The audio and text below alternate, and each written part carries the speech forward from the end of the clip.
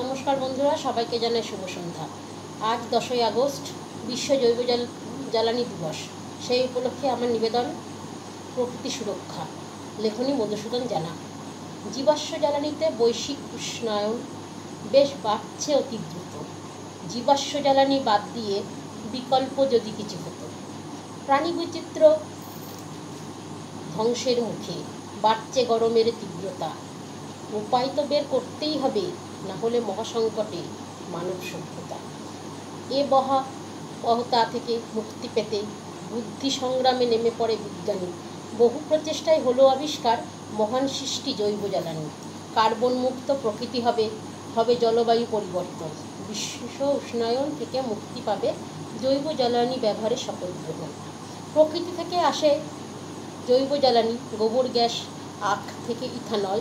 মধুর পরিবেশ, কৃষকদের বাড়বে আয়।